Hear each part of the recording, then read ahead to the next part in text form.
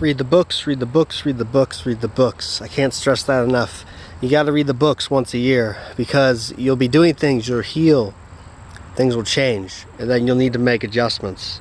You know, a lot of this information is easily accessible online, especially Adrenalist online. You can keyword search questions and answers, which you should only do after you've read the books at least once, because that's a little more in-depth. It can be case specific. A lot of it is Adrenalist answering questions for people on their specific cases, which, you know, a lot of people might go through some of the same stuff, like a nervous system detox, or you know, it's just some other stuff. So, and new information changes. I think the last edition of the book was 2007. So, you know, there is some good information there too.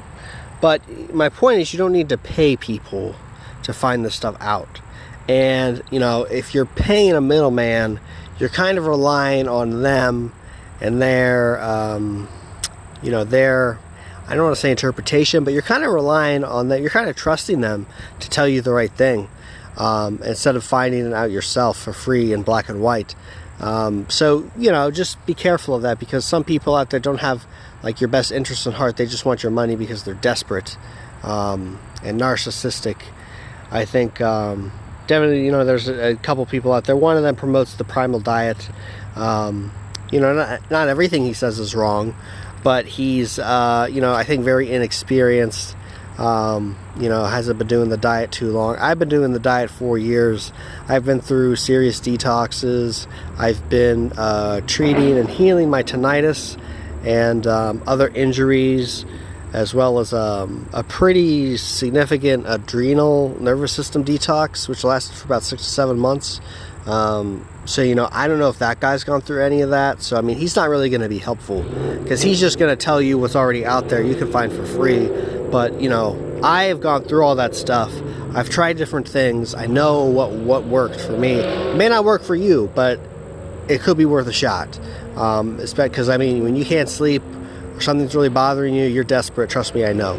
So don't feel like, oh, I'm desperate, you know, I'm going to pay this guy and he's going to solve all my problems.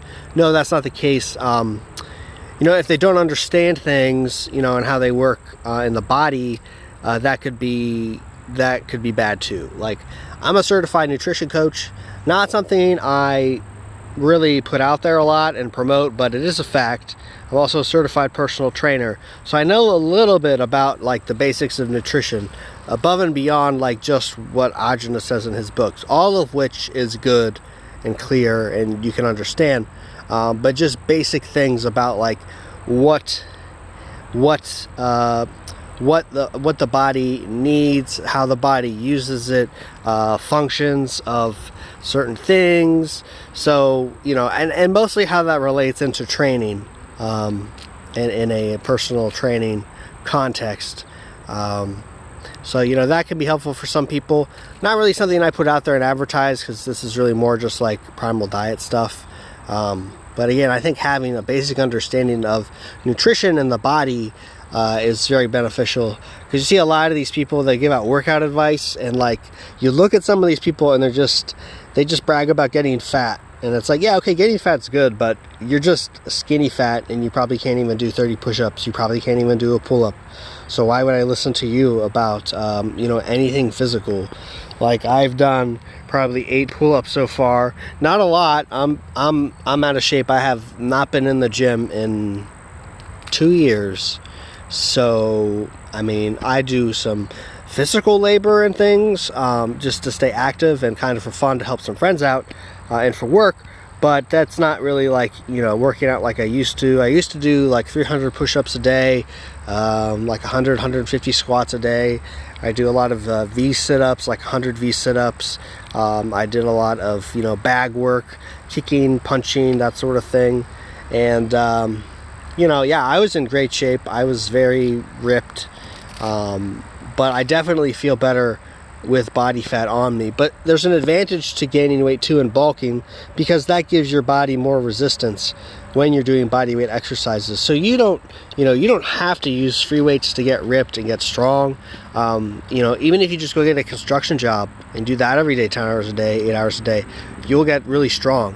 Nothing wrong with that, and getting paid to do it. So, you know, don't feel like you have to pay a gym. You know, your floor, your room can be the gym.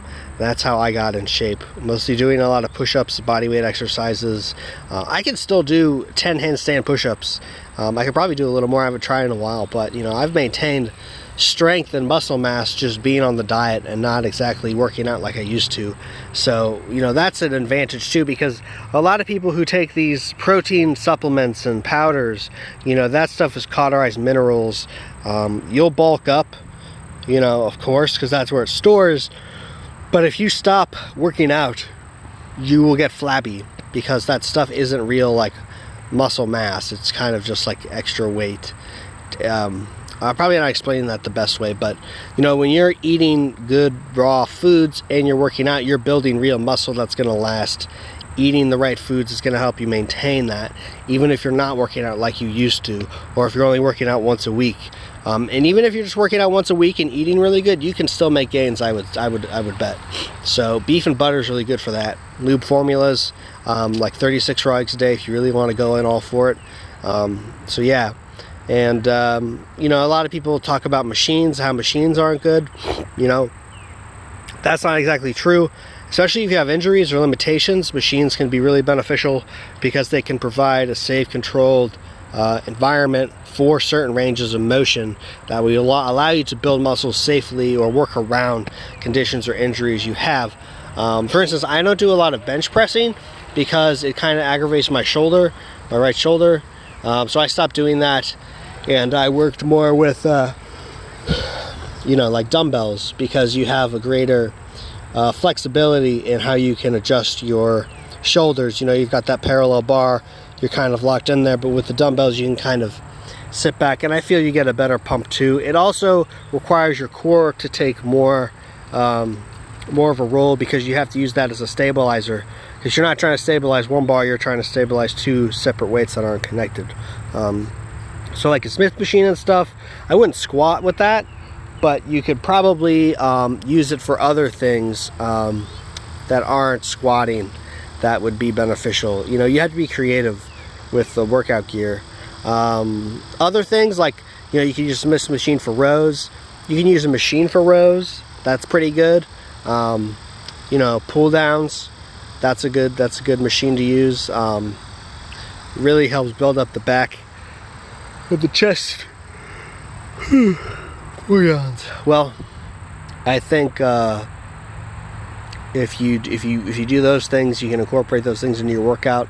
Obviously, you need a gym membership to do those things, but you don't need a gym membership to get in shape and get strong.